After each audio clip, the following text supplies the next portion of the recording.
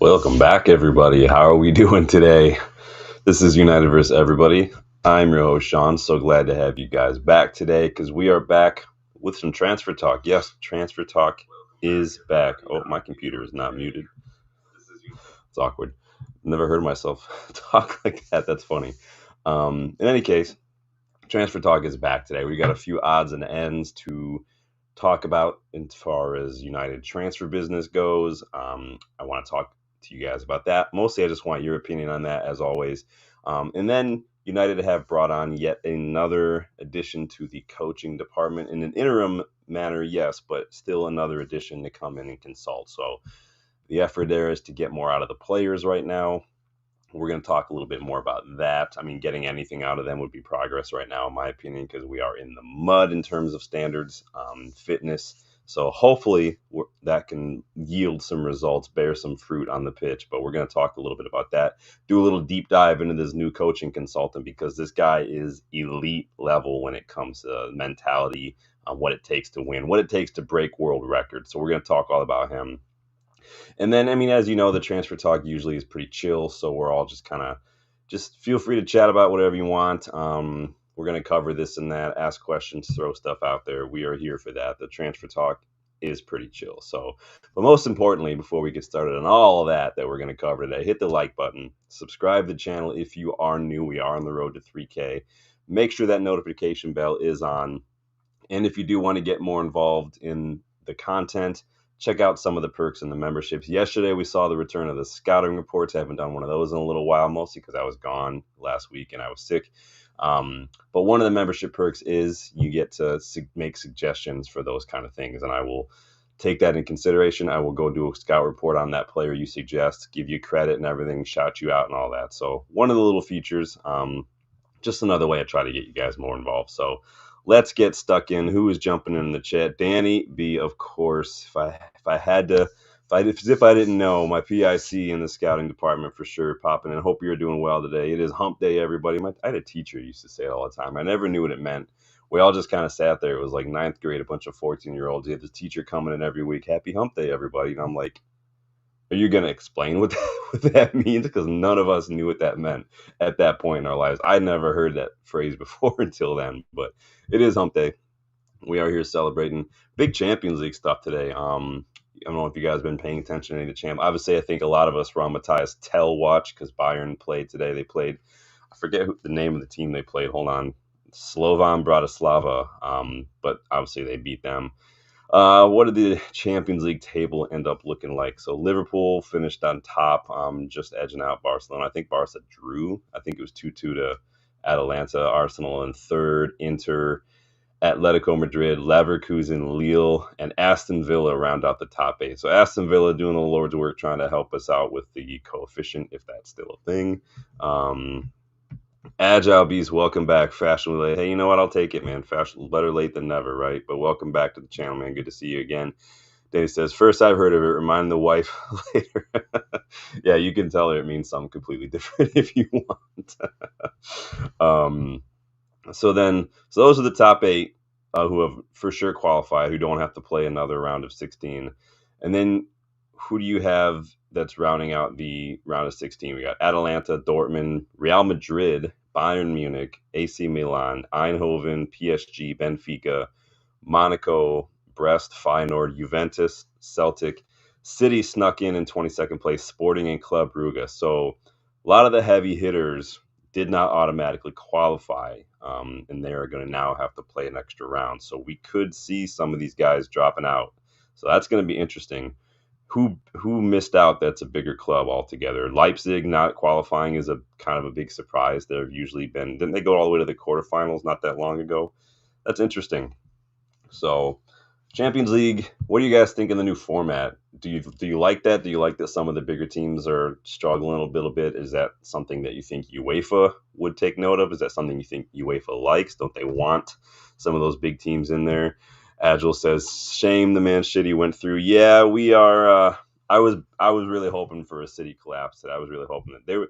And for a while there, it looked like they were. They were still at 0-0 for a while in that match, and then they came back to win 3-1. Obviously, what are you going to do? They didn't score until the 53rd minute. Actually, Brugge were ahead first with Onyedika. I like Onyedika a lot, a really good defensive midfielder.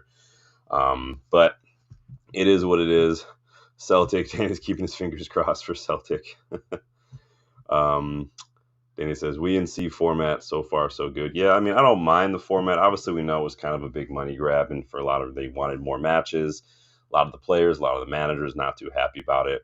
I think for UEFA and the TV channels especially, I think it's, obviously they get a couple extra matches to broadcast. That's more revenue, more ad revenue, and for the clubs involved, it is, you know, potentially more match day revenue. But at the same time, if big clubs miss out, which I don't have a problem with big clubs missing out, right? This is why the Super League, we didn't like the Super League. We like merit. You have to earn your way. I still wish it could just go back to the champions of the leagues, right? I don't like that you can get in like sixth place instead in your domestic league and still qualify. It just makes it seem really weird to me, but it is. Danny says, I like Ordonia's 2 CV at Brugge. Yeah, Brugge's produced a lot of really good players. Obviously, Nusa was from their winger just left. I did a scouting report on him a while back. Skov Olsen, I think, just got sold in the summer, towards the late summer, I want to say. But they have a lot of really good players at Brugge, personally. But unfortunately for Odonia's Danny, he did have an OG today, so it is what it is. But moving on, we have appointed another coach, folks. I think that makes about 37 coaches on our staff, between who we had, who we brought Ten Hag, who we kept from Ten Hag, who Ineos have, and then who, you know, all 87 coaches that Ruben Amorim brought with him. We've brought in another coach, and we've still got, you know, interim consultants like Sam Arith, for instance, the sports scientist, who's still technically here on an interim basis, but guys like that just kicking around. So what are you going to do? But we have, the news broke today, if you guys read anything in The Athletic, we have invited world-renowned track and field coach Harry Mara into the club as consultant to offer insight on athletics, including running. Basically, we have to hire someone to teach us how to run, which I say it tongue in cheek, but this guy's worked with Olympic athletes, obviously Olympic decathletes, track and field stars. They know how to run, but there's just a better way to do it. And this guy is there to help them figure out. And a lot of what he does is mental. So he has been at Carrington already. He's lending his expertise to the staff, partly just on the best way to apparently cover ground with speed and endurance due to the emphasis for high intensity that Ruben Amorim places on his players in this system. So he's here to help us adapt to that system with just getting better at running, apparently. Interesting stuff. So who is this guy? Harry Mara. I did a little digging, looked around a little bit online. This guy's elite level coaching, and that can make a difference.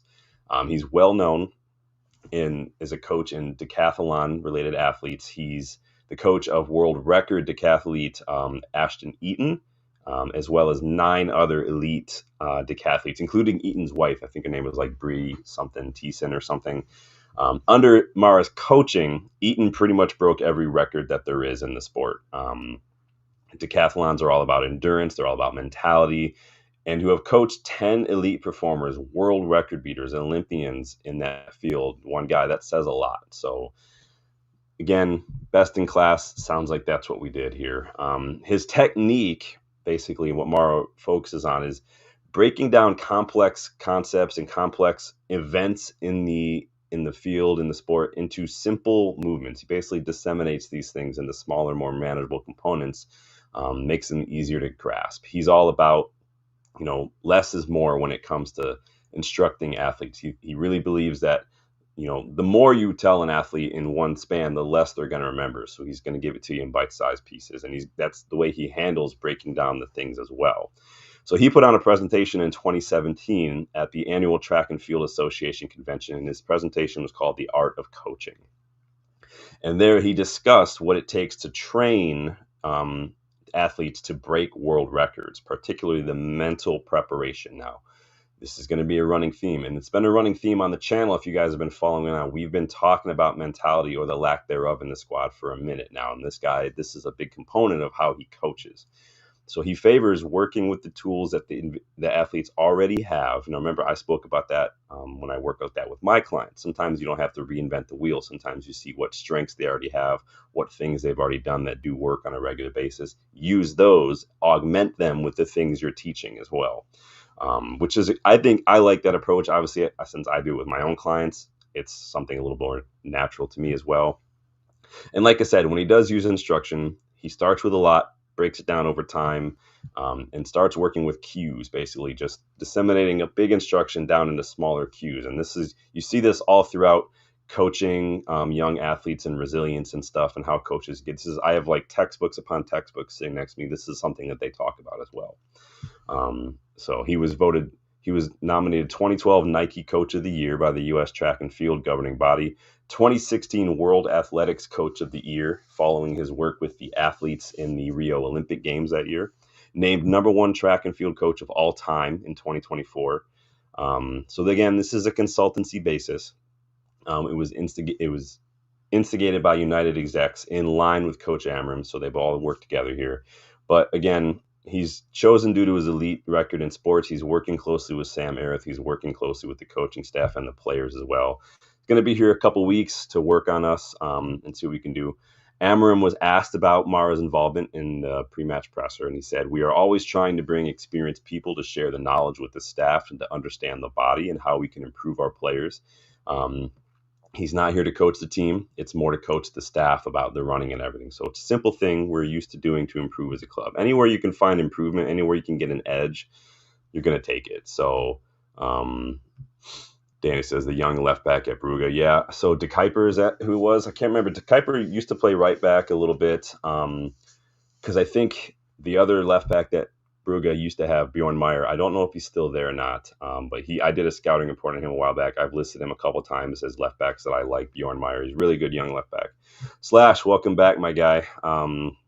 Slash says the new coach seems like a Dave Brailsford marginal games type of hire. I mean, there's nothing wrong with getting an edge, and he's here for a couple weeks. He's consulting with the staff. He's consulting with Sam Arith, the sports scientist, who's also here on an interim basis. You don't always have to hire people full time. You can bring in people as a consultancy basis. There's a whole field in business, in schools, and everything for consultants and everything. This is what they do. The guy that is teaching a lot of the courses in my PFA class, that's what he does. He's a mental performance coach, basically. And so I have no problem with it. Anywhere you can look to find a little bit of an edge. And honestly, in terms of running and stuff, these players really need all the help they can get. So big up, Rich. Good to see you, my friend. Welcome back. Good stream earlier. Jumped in a little bit while I was trying to just get some food for my wife, because my poor wife caught the cold that I had. So she's literally been sleeping most of the day. I'm starting to get better, but while she came downstairs to sit with the dogs and watch some TV, I just wanted to make her something to eat. So she had some food in her stomach. I had to check on her a couple times, you guys. She was literally just out like a light most of the day, poor thing. Slash says, don't get me wrong, I'm all for margin gains. Yeah, I mean, and like I said, I threw out that phrase earlier, that best in class. This is exactly what Ineos are doing. That's Dave Brailsford's, MO. He's, again, just if you break down the bike into all its pieces and you improve each of those pieces by 1%, you'll have a much better bike. So, but let me know what you think about that. Do you think that's going to help? If you're familiar with the guy, let us know what you know. Like I said, I spent a little bit of time online learning a little bit more about him. I like his approach. I can't say I'm familiar with track and field. I'm not really an Olympics guy personally. I'm just not. I think I tried to turn on the Winter Olympics once, and I immediately turned it off on accident the first time because I legit thought I was watching a James Bond movie, because these guys were skiing and then they would stop and then they would get this rifle and shoot something and then they'd start skiing again. Literally could have sworn I've seen that exact scene in a James Bond movie. So that kind of turned me off to the Olympics. Maybe someone can convince me to get involved. I don't even watch like football in the Olympics. So there's too much to watch. I can't watch UEFA, World Cup, Olympics, domestic. I can't do it all. That's a lot. So, but if you guys know anything about track and field, if you watched any of the Rio games in 2016, if you remember any of that, let us know in the chat. You might know more than me, but we are moving on to some transfer news. So obviously the big news in the last 24 hours, and some bigger news today. Again, of course, I'm sure we were all on Mathys Tel watch during Bayern's game. So we saw yesterday that Mathys Tel apparently wants to leave the club before the January window closes. We were reportedly interested in him last year. Florian Plettenberg linked us to him literally a year ago. Now, Paul O'Keefe claims that Tel wants to join United, which kind of big breaking news today. Now, this isn't, not many people were familiar with Paul O'Keefe and everything. It is what it is. I would absolutely love Tel at United. I think I've wanted him at United for many years. He's technical. He's very silky on the ball, very fast, very versatile. He's got aggression on and off the ball. If you're watching Bayern's match today, he was willing to get stuck in when without the ball. What's not to like, right? Plus, he'd be reunited with Mizraoui, be reunited with De Ligt as well. As someone pointed out yesterday, I want to say it was Box, or it could have been Rob Taff. He did just extend his contract, so it could make things a little interesting, could make things a little more expensive. Can we just send them Rashford in exchange? I mean, clean break, right? We don't need to worry about that. Tel's not going to be enough, even if he did join us, even if it was alone. He wouldn't be enough in terms of, let's say we signed him permanently. I don't think that's enough moving forward in terms of attacking. We need somebody else because he's basically Garnacho, but in my opinion, he's better than Garnacho. Now, does that mean that I would sell Garnacho to get Tel? No, I wouldn't do that. As I said on Rich's channel earlier, I would only take an offer I would only sell Garnacho if somebody made a crazy offer. I'm talking like 70, 75, 80 million. Like, if somebody wants him that bad and they're willing to pay over the odds for him, do what you got to do. And then because you could easily go get someone like Dibbling or Mathys Tel or something, and that's basically the same thing. Now, you guys are going to have your own opinions or anything like this. I'm not trying to get too personal with it. I just think that while Tel and Garnacho are basically the same player, I do think Tel is just better than Garnacho personally.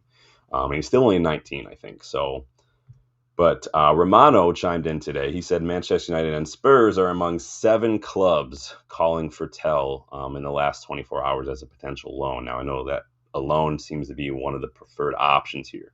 Apparently, he just wants more game time, which is interesting. I mean, they probably convinced him before he signed that contract, and he got this contract, and now he's not getting the minutes. You bring in, you say, hey, we're going to extend this contract, then you bring in someone like Olise or something. Like, what kind of message does that send? Now, he's still very young, but again, it is what it is. United are apparently, according to Romano, only interested in a loan, which I wouldn't mind. How's everybody doing here? Agile says Tel gets a green light for me. Yeah, I really like Tel. He's one of those things where it's one of those rare players where, and it's gonna sound like I'm calling him world class. I'm not. It's just one of those unique situations where if this is available and it's a loan or something, like, just go for it. It makes sense. Raja, how are you, my friend? Good to see you again. Who's that in your avatar, man? Is that Garnacho? That is Garnacho. Look at that. Raja says, why are you talking that quick, bro? I know I sound like Alice talks football now, don't I? I think it's because I've been so sick and I've not been able to talk, that now that I can talk a little more, I'm like, yeah, all right, let's do it.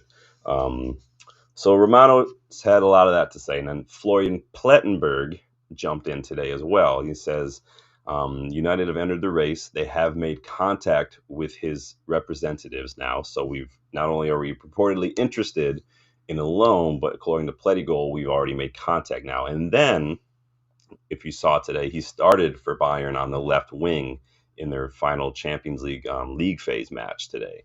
And it was a must-win match too. So very interesting. I think if Tel were to arrive, hypothetically, United, he would fill an attacker-shaped hole because Rashford's not playing, and Anthony just went on loan. So we do need a little help there. I think he could play really well in one of those 10 roles as well.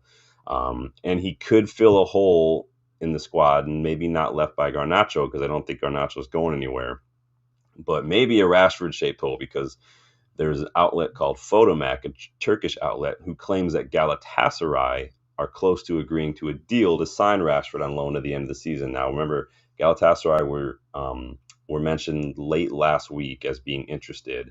And now this Photomac outlet, this Turkish outlet, again, I don't write it, I just share it with you guys, but they are apparently close to agreeing a deal. I don't know how much I buy that, but apparently they're even ready to pay his full wages while he's on loan, which I don't see how Galatasaray are affording that, but it is what it is. I do think some of the teams that have been linked, that's not the worst option because Galatasaray aren't awful, but honestly, if anybody offers a loan and they offer to pay Rashford's wages despite their handoff and run, I don't care at this point.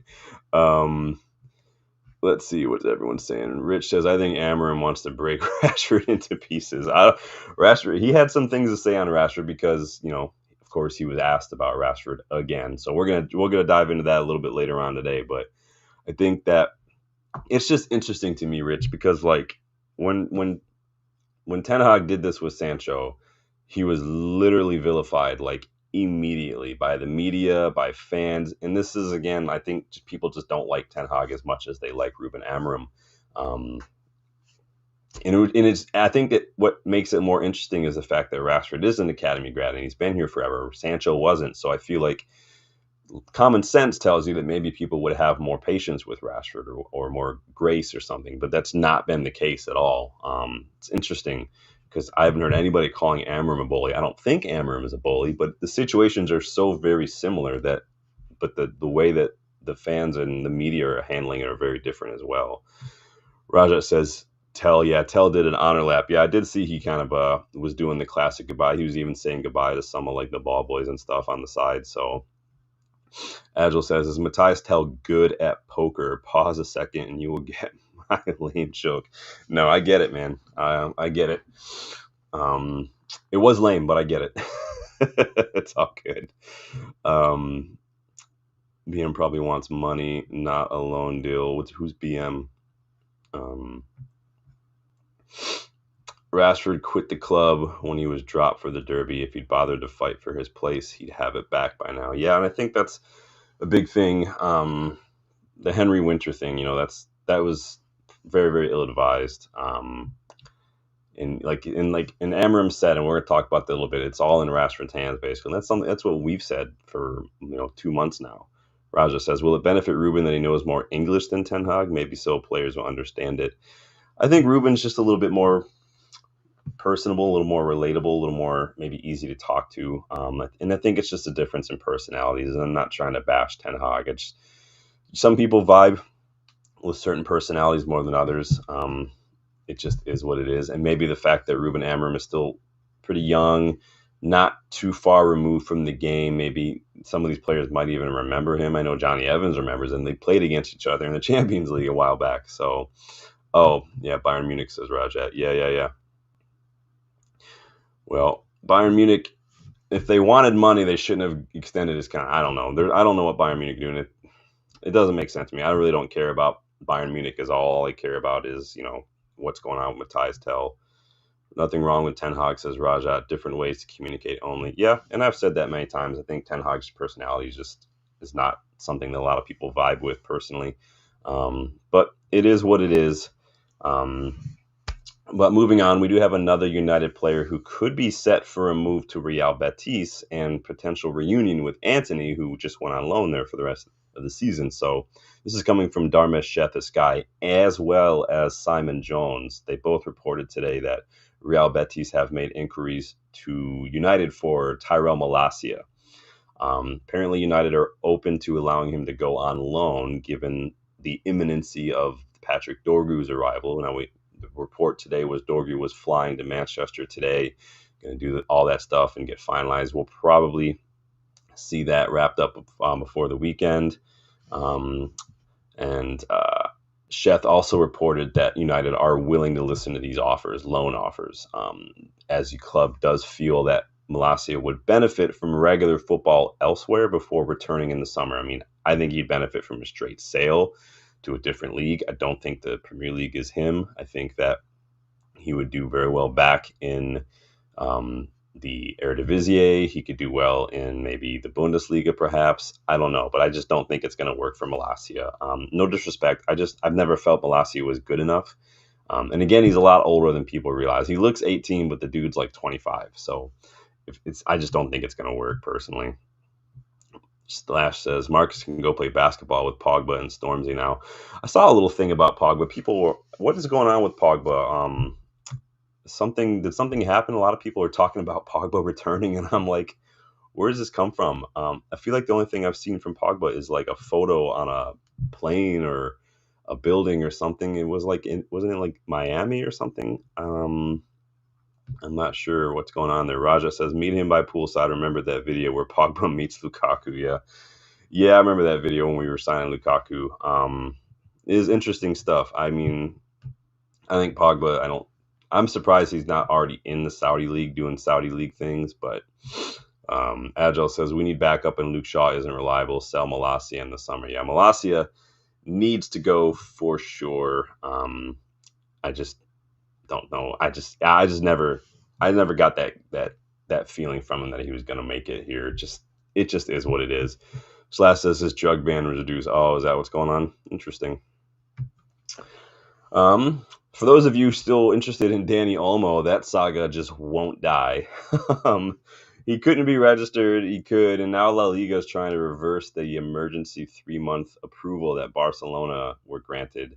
Now they brought the case to the Spanish government. The Spanish government gave them 3-month emergency approval, temporary approval, while they look closer at the case and they reach a final verdict. But now La Liga president Javier Tebas has confirmed, and he's lent his support to the other clubs in La Liga who have complained about Danny Olmo's approval to play on a 3-month basis.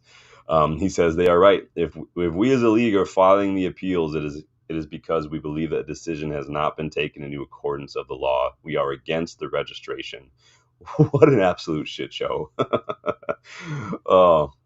If you ever want to feel better as a United fan for the shit that we've gone through these last couple of years, just go pay a little bit of attention to what Barcelona are doing with Danny Olmo.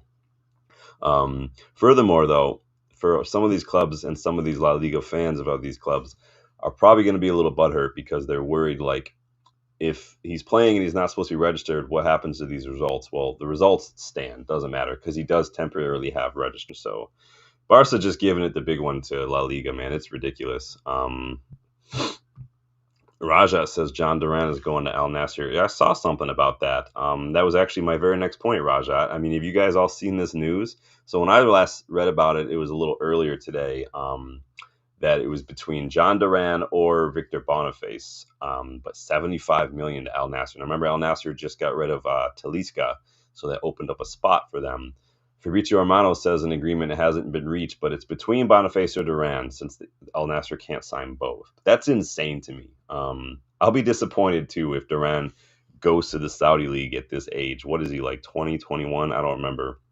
I mean, most people can criticize it, but they're going to take the money. But it's still disappointing. Like I remember feeling that way about Ruben Neves when he went to the Saudi League because he was a player I really would have liked at United. He was in his prime, really good leader on the pitch.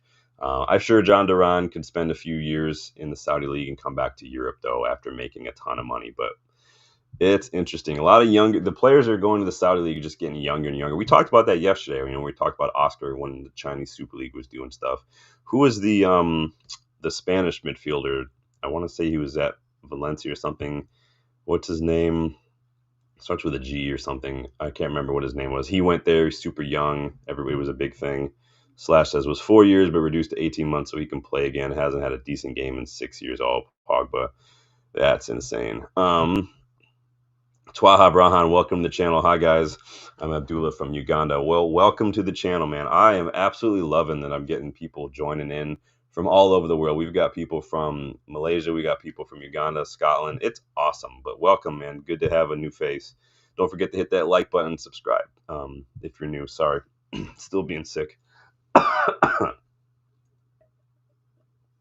Can't tell. Agile says, yes, I first heard the chief said he's hellbent on getting him unregistered. Yeah, it's so funny, man. I just can't understand that. Roger says, do not want ex-RB Leipzig players. Don't like them. What do you have against ex-RB Leipzig players? I can think of a lot that I would like at Bayern, at Manchester United. Konrad Leimer I would take in a heartbeat.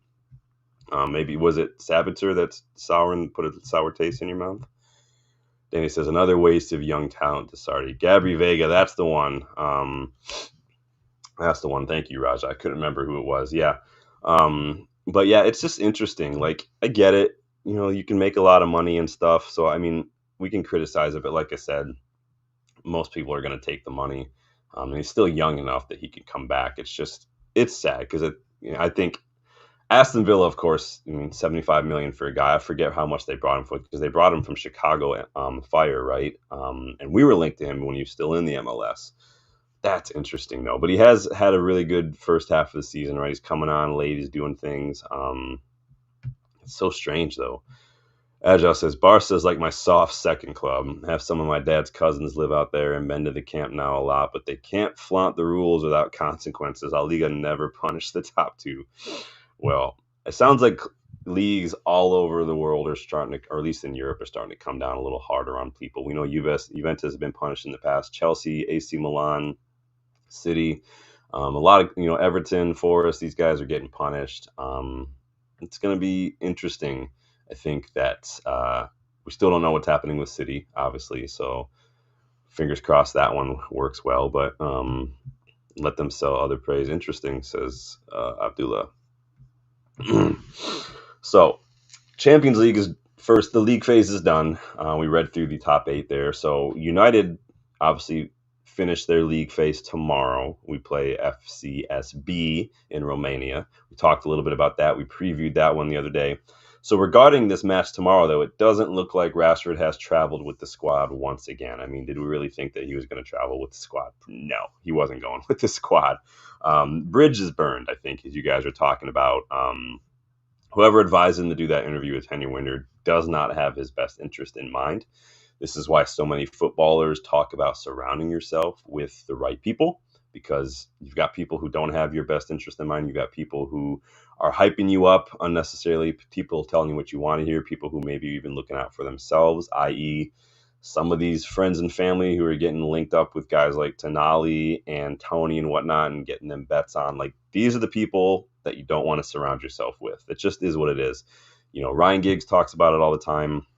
He got to a point where he realized he was going to have to stop hanging out with certain people. He was going to have to stop doing certain things when he wasn't playing and training because he needed to make sure he had a good career. And sometimes you have to just walk away. It is what it is. But in terms of Rashford, Amorim was asked about this once again because, it is what it is. And this is what he had to say on Rashford. He was asked, disciplinary reason. He says, no, it's not disciplinary reason. No, he's just not training very well. So he's not playing. That is all. So again, trying to remind us that it isn't a disciplinary thing. I don't know how much I buy that. He says the team should be so much better with Marcus Rashford, but he has to change. If he changes, we are more than welcome to put a talent like Marcus Rashford, and we need it. So again, what I do like here is that in a subtle way, Amorim is basically saying, like, the team, you're kind of hurting the team with your absence. The team needs you. We need your talent. It's basically on you to get back into the squad because you're not training well. Like, he's got to make changes, and he's not doing that. Amorim continued, said, in this moment, I think it's really clear. I have to set some standards. That is all. You try to make it something personal, but it is nothing against Marcus. I just have to make the same rules for everybody.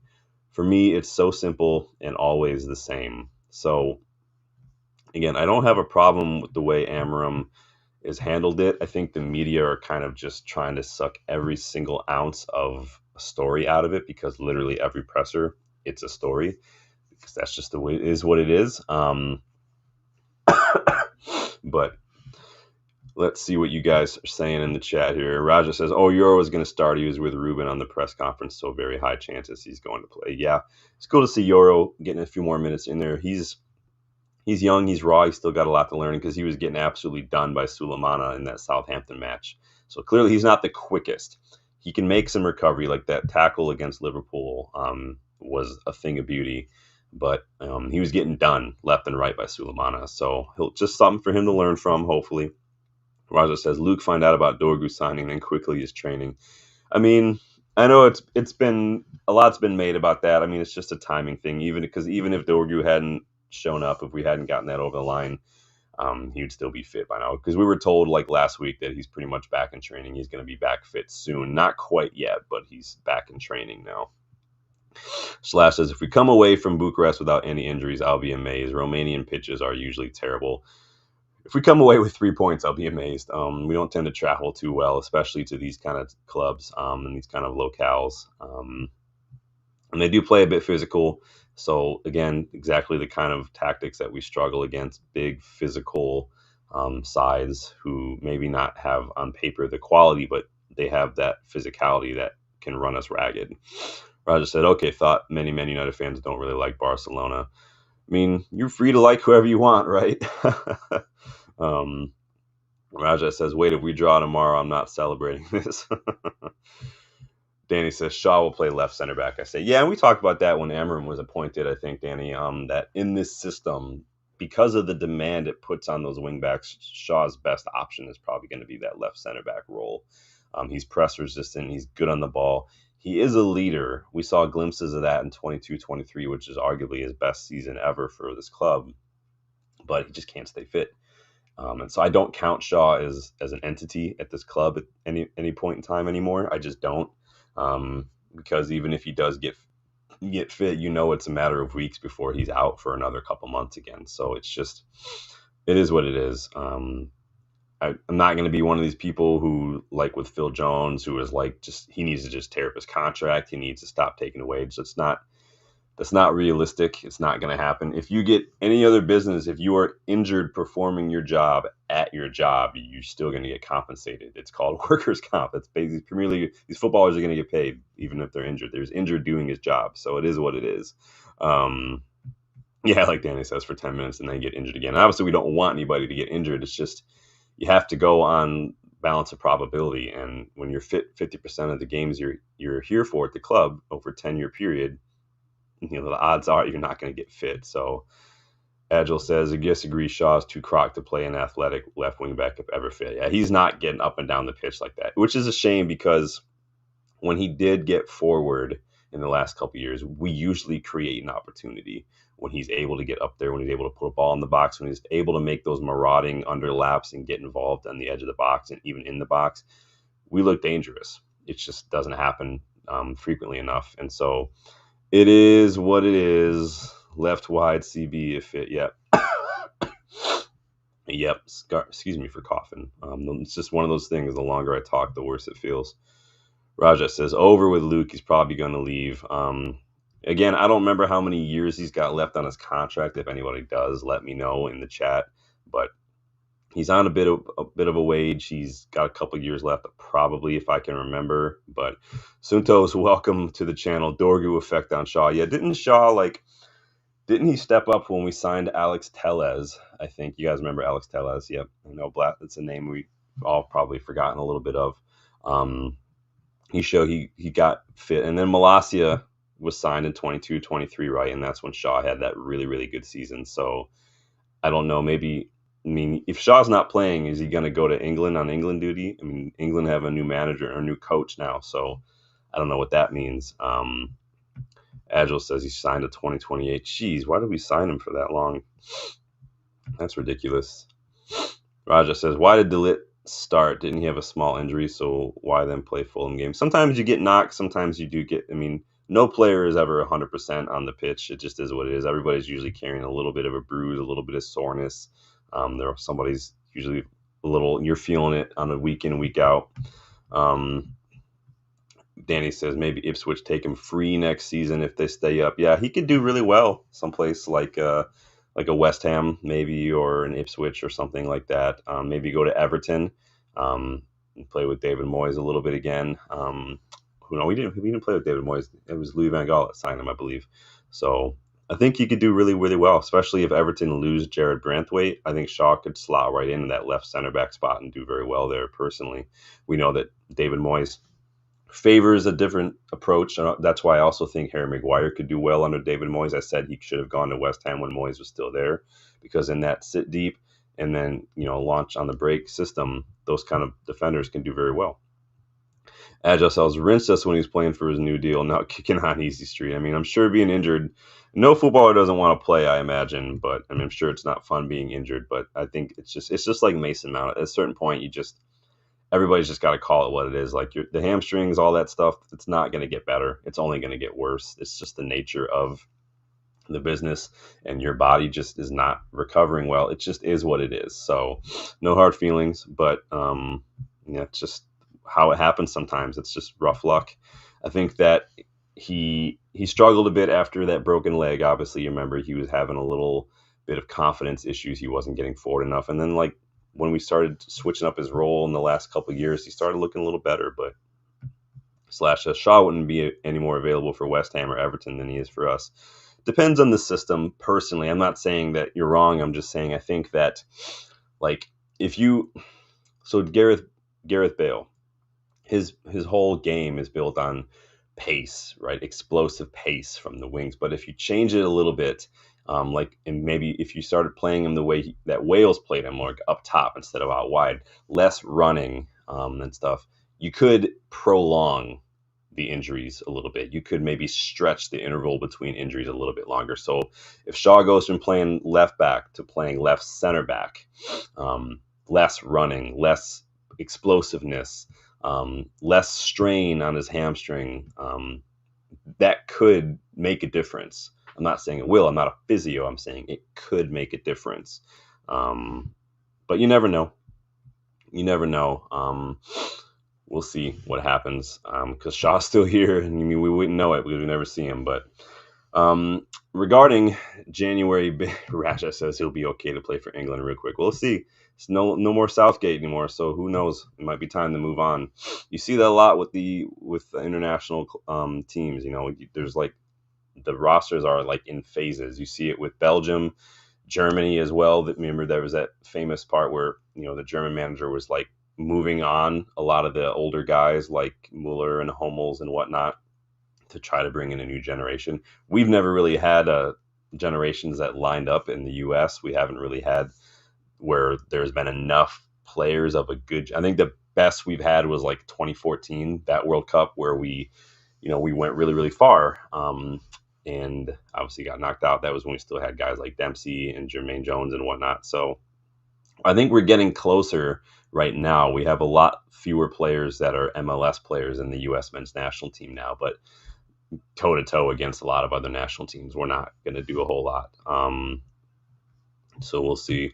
Slash says you'd have to go from the doctor's room to the dressing room first. Yeah, I think Luke Shaw's best bet wherever he's going at Old Trafford or at Carrington is just stop through the physio room on your way. No matter if you're going to the shower, just stop at the physio on the way to make sure everything's okay. When you're done with the shower, stop through the physio room to make sure you're okay afterwards. It's just the reference point for everything. Rajat Malacia is our backup left wing backer. Who is it? Probably going to be So you've got Mazraoui, you've got Dallo, Ahmad, and then maybe Dorgu. Now this is assuming Dorgu's even going to come in and start. Remember, he's only 20, so there's no guarantee that he will be automatic starter in and around the first team right away. We don't know how Amorim treats new signings. We haven't seen him with new signings yet. He could be like Ten Hag, and he's like, no, you need like a month to get used to my system and whatnot. Or he could just be like what Pep did with Kushinov and Marmoush, and it was like, oh, you guys, the ink's not even dry. Put on the shirt, get on the pitch. Let's get this done kind of thing. Who knows? Managers are different. I thought, you guys know I was always very critical of Ten Hag's approach to that. Very, very interesting that he would just, with Casemiro, with Anthony, all these guys, just with Ugarte famously, like, just why are you taking so long to get him in the team? They're footballers. They know how to play. Just let him do his job. It's not very tactical with Ugarte. He's going to win you the ball. He's going to find a teammate. Just let him do his thing. I didn't agree with that at all. Agile says, compare Cole Palmer's goals and assists to Mount. Since he moved in 2023, it'll shock you. One has 1 goal and 1 assist. One has 15 million more expensive. I mean, it's hard to compare when Mount's been injured. If you really wanted to compare, they would both have to be fit for the same amount of time, in my opinion. But comparing things is always a little difficult. But I hear you. I totally hear you. Slash says, Mount has been injured, all the time. And City were never selling us Palmer for any price. Yeah. Yeah, on Mount we got rinsed. Yeah, I didn't understand that one. Personally, Amorim had glowing remarks about Mount. If you remember that a couple months ago, that he likes the way he plays.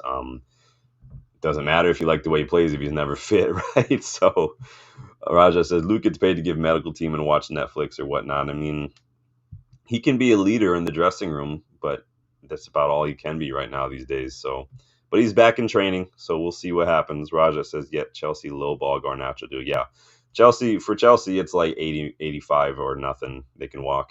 Um, Raja said, "Giving Man United's medical team work or watch TV." Yeah, Man United's medical team is another thing that needs an overhaul, personally, because they're not helping. But on Dorgu, on the January, where we were talking a little bit about coming in January. So Amorim was also asked about January deals, and he reiterated in his presser the difficulty of doing business in January. He reminded us once again of the club's current financial situation. Um, he said this window is always really, really difficult, and there's two reallys in there, so he means business. We don't want to make the mistakes of the past, he said. He said that already before as well in the post-match presser for the Fulham match. He says we also have to understand the situation of the club. A lot of things are changing, so we have to be careful in this type of window. You guys know the situation of the club at the moment, so it's nothing new. Our focus is to work with the players that we have. So I think Dorgu and maybe some sort of a loan for somebody else might be the best we can hope for. Like I said the other day, that means January business is probably done, pretty much. Um, so that's a little get ridiculous. Raja says we'll take Bino Gittins off Dorman. Yeah, don't get me started on Bino Gittins, or just Gittins now. Apparently, it's no longer Bino Gittins. So yeah, I do like Gittins a lot. A lot of good young attackers out there. We talked about Tyler Dibling as well as he did, and I like Mateus Fernandes at Southampton too. Agile says perhaps the massage tables in the injury room is a bit too comfortable at Man United. Well, if they are, they're about the only thing there are, because it's my tall ass. I can't stand going to Old Trafford sometimes because there's like you have to like sit. You're sitting like this because I have like literal no room for my knees because I'm about 6'1", 6'2". My knees are right up against the back of the chair in front of me whenever I'm there. It is awful. I would take sitting on the plane for 8 hours sometimes and sitting in that friggin' stand. Thankfully, the Brighton match wasn't too bad because our seats were. So there's a section where like the journalists and translators and whatnot sit, and right behind the bench, right, and so you can see all them doing their work, like Jamie Jackson, everybody's chilling over there. But our seats this time were literally right on that stair, that walkway right there. So I had a lot of leg room, so that was nice. I was just kind of sitting my legs off there, my foot stretched out. It was beautiful. Those are the best seats I've had so far since I've been there. Loved it. Artist Rich says there's no space. I'm 6'1". Yeah, it is. It is a tight fit at Old Trafford. Let me tell you something. Unless you can somehow become friends with Sir Alex and get one of his fancy leather seats, you're gonna be getting close to people. And the funny thing is like people are just coming and going like left and right. So people start filing out 10 minutes before halftime to go get whatever they need to do, and then people start trickling back in. So you're constantly just standing up, sitting down, which is normal for sporting events. Agile says, mate, remember the dead drowned rat under one of the stadium seats? I mean, honestly, there's rats everywhere in Manchester. And I'm not trying to be mean, like literally walking out of the Airbnb, because there's garbage all over the place. This is what happens sometimes with cities. This is what happens sometimes with sports cities. People are only there for the couple hours for the match. There's no restaurants around, so there's just carts, food trucks. Everybody's carrying their food. It's getting dropped everywhere. Of course, there's rats. I saw one in the road when we were walking out of the Airbnb, and I was like, "It's a fucking rat." It's gonna happen. It is what we have them here now and then. I mean, anywhere there's people, there's gonna be mice. But yes, I do remember seeing that at the photo. I think that was like last year or something. Rajesh has never been to OT. I don't know. Yeah. If you can get over there, if you do go and you want a cheap place to stay, I put a link to the Airbnb where I stayed in the description. I'm gonna keep shouting that out because that place was awesome. Rich says I'm pretty slim, then I found it cramped. Yeah, and right now this time of year because it's colder, everybody's wearing like puffy clothes, so we all look like that kid from A Christmas Story. He couldn't put his arms down, so we're just like we can't turn our heads because we're like Batmans because we're all bundled up and stuff because it gets cold. Because it's always so like rainy and misty, and that stuff just gets colder and colder as the day goes on. Hence my sinuses. Raja says I can wear a swim trunk to Old Trafford. You might be able to, maybe when it helps when it rains and you get leaked on. Rich says don't even set foot in the toilets if you can help it. Yeah, the toilets are pretty old. I've seen high school stadiums for like football stadiums that have nicer bathrooms. Like it, there's not a lot that's been updated at Old Trafford. Obviously, we all know that it's academic at this point, but it's a bit sad that they haven't, and that's the Glazers. There's nothing that Ineos can do about that. To do anything major at Old Trafford, you'd have to shut it down, and you can't do that mid-season. So, Agile says, I live in Arizona. State Farm Stadium is like 20 years old, but still pretty good. Yeah, I mean, there are stadiums that are actually pretty decent. I mean, Lee Sports Village, where the academy players and the women's team share, is owned by Lee Leopards, but that stadium's super nice, and it's just a smaller pitch. Even the facilities inside are really, really nice. Still, even Salford had nicer bathrooms than Old Trafford when we were there last week. Roger says, if you in the food line, is it that long? At Old Trafford, I don't know. I've never gotten food in the stadium. I've always gotten food at some of the carts outside the stadium. So I got like donuts, chips, burgers, and whatnot. The lines, they move pretty fast. They're pretty efficient, but I've never gotten food in the stadium. The only money I've paid to Old Trafford has been for a stadium tour, like for the museum. So, plus the food doesn't look that great. I've seen a lot of it burnt and whatnot. So I'm not, and food at stadiums is overpriced anyway when you're inside the stadium. It's like buying something at an airport. You're going to be paying twice as much. So best to fill up outside of the stadium before you go in. A lot of that food's pretty cheap. So the donuts are fire, by the way. If you guys have ever been there, find the donut stand. It is awesome.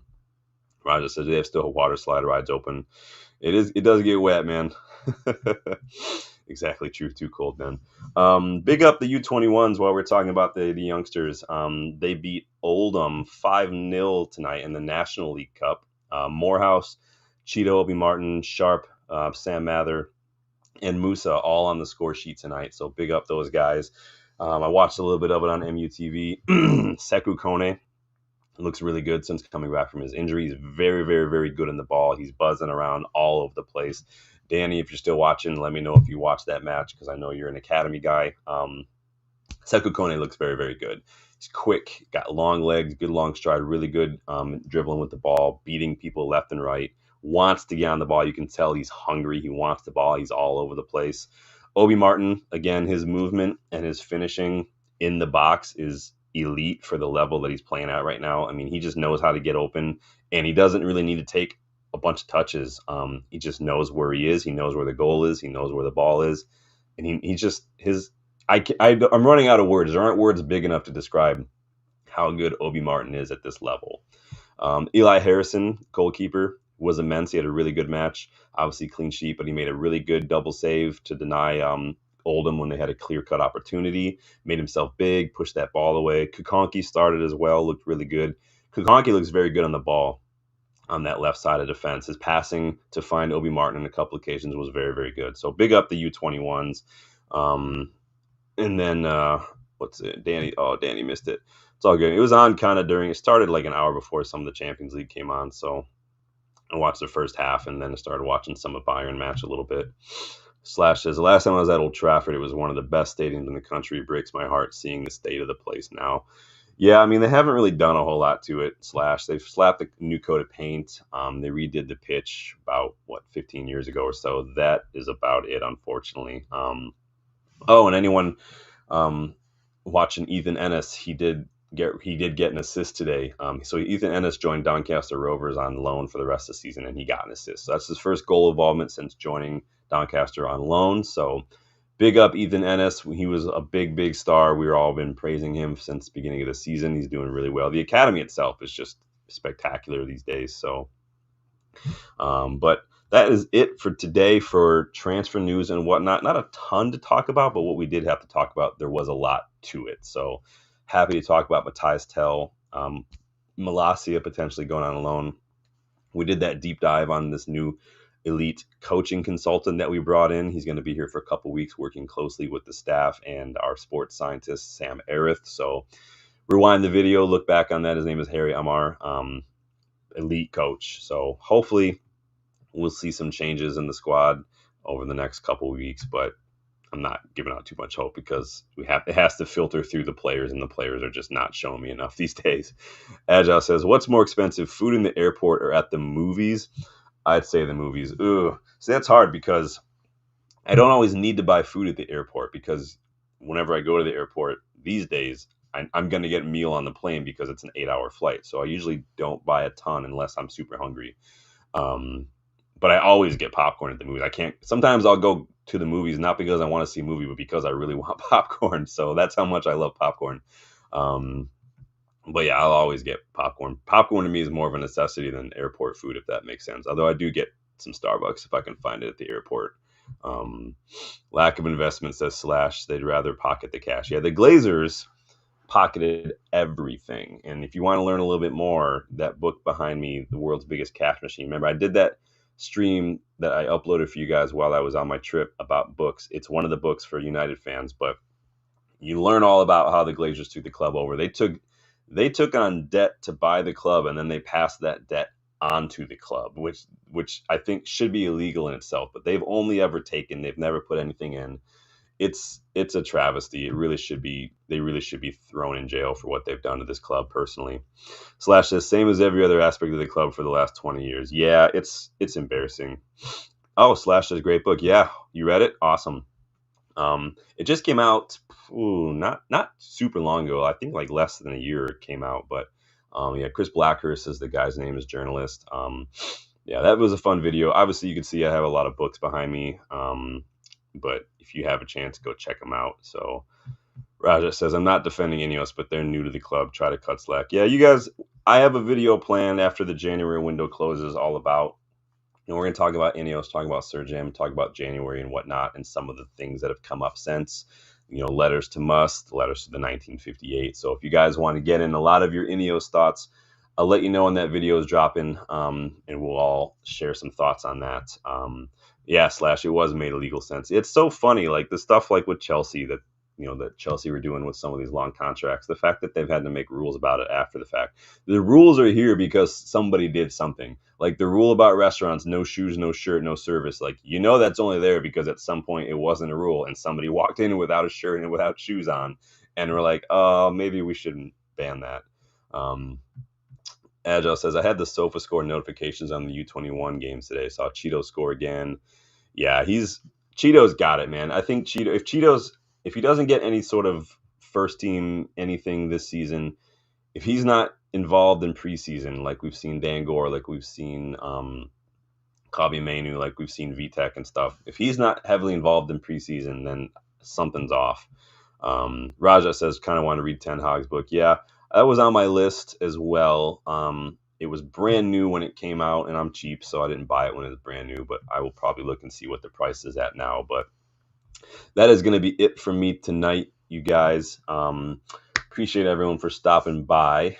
We've got a big match tomorrow. Probably not going to be able to do anything tomorrow, just because I've got a PFA class at 12:30, and then the match kicks off at 3. So it is what it is. But hopefully we'll be back for a match reaction maybe Friday to discuss a win. And hopefully we can just call that automatic qualification, because like I did in the video preview, the match preview, anything but a win is not going to be good enough. We need to win to guarantee the spot, because I don't like relying on other teams to drop points. You guys know that. So Rajat wants to know what the new coach's name is. It is Harry Amar. He is a consultancy. He's coming on as consultant basis for a couple of weeks, but he's an elite track and field coach. He's coached decathletes, Olympic athletes and stuff as well. So check that out. But leave a like on the video, please, for me. Please subscribe if you are new. Thank you, everyone, for stopping by, and I will see you guys on the next one. Enjoy your night. Talk to you later. Bye.